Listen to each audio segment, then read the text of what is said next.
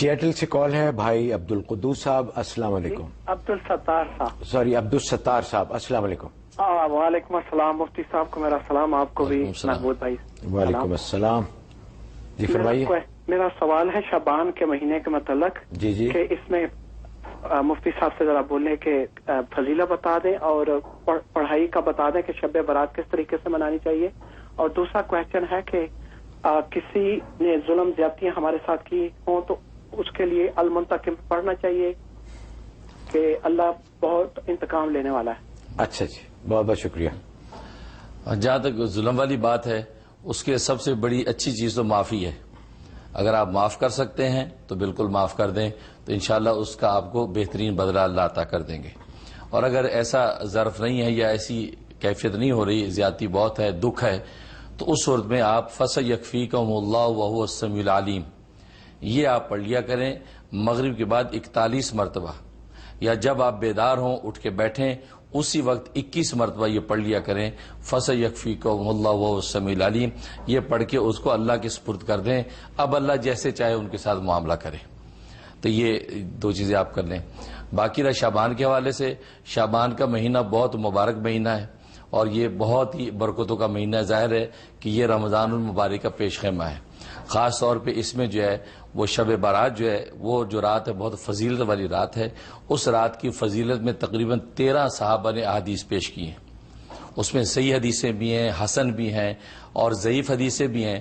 لیکن ضعیف حدیثیں بہت ساری اکٹھی ہو جائیں تو وہ حسن لغیری بن جاتی ہیں.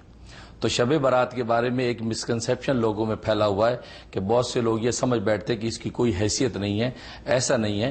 اس کی فضیلت میں نے بتایا کہ 13 صحابہ نے حدیثیں پیش کی اور خود نبی پاک صلی اللہ علیہ وسلم نے خصوصی طور پہ اس رات کی فضیلت بیان فرمائی کہ اس رات میں اللہ تبارک و تعالی بڑی کثرت سے انسانوں کی بخشش کرتے ہیں اور آسمان دنیا پر آ کر اللہ تبارک و تعالی صبح تک اعلان کرتے رہتے ہیں حل من مستغفر فاغفر لہ, ہے کہ تم میں سے بخشش طلب کرنے والا میں اس کو بخش دوں. حل من مبتل فوافیہ, ہے کہ تم میں سے مبتلا کسی مصیبت میں اس کو عافیت دے دوں. اللہ قضا و قضا, فرمایا کہ انسانوں کی ہر ضرورت کا نام لے کر اللہ اعلان کرتے ہیں صبح صادق تک.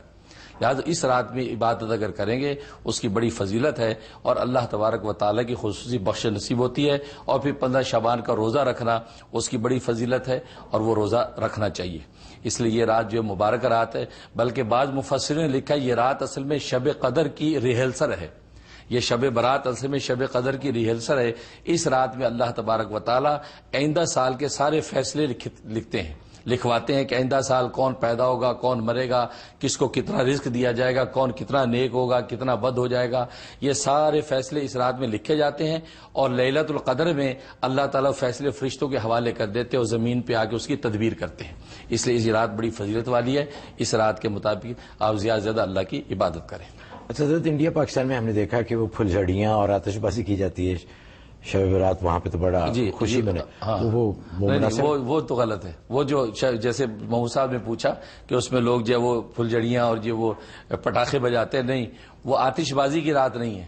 اصل میں یہ بھی یہ اس رات کی روحانیت کے خلاف ایک سازش ہے کہ اس کو آتش بازی اور اس ہلڑ بازی میں ضائع کر دیا جاتا ہے. اس کی کوئی حیثیت نہیں, وہ بالکل ممنوع ہے. اور اس خرافات میں پڑھنے کے بجائے اس عبادت کی روحانیت کو حاصل کر کے خدا کا قرب حاصل کریں. یہ بہت مبارک رات ہے. جس نے اس میں اچھی طرح کامیابی پالی وہ دیکھے گا کہ رمضان اس کے لیے کتنا پر رونق اور پر انوار ہو جائے گا. اچھا حضرت, یہ بھی سنا تھا کہ ایک درخت ہے جس پہ سب انسانوں کے اس کے پتوں پہ نام لکھے ہوتے ہیں اور جن کا انتقال اس اگلے آئندہ آنے والے سال میں وہ پتے گر جاتے ہیں. جی یہ ٹھیک ہے؟ صحیح. وہ تو اس میں بہت کچھ ہے, پھر ابھی تو وقت نہیں اس کا, لیکن وہ ہے سدرت منتہا, وہ جو بیری کا درخت ہے. اچھا, اور وہ درخت پہ سب کے نام ہوتے ہیں. وہ پتا 40 دن پہلے زرد ہو جاتا ہے اور ملک الموت اس کے مطابق فیصلہ کرتا ہے. تو اس رات میں انشاءاللہ اگلے پروگرام میں بھی اس کے بارے میں, آنے والے رمضان سے پہلے جو پروگرام ہے رمضان کے بارے میں باتیں ہوں گی.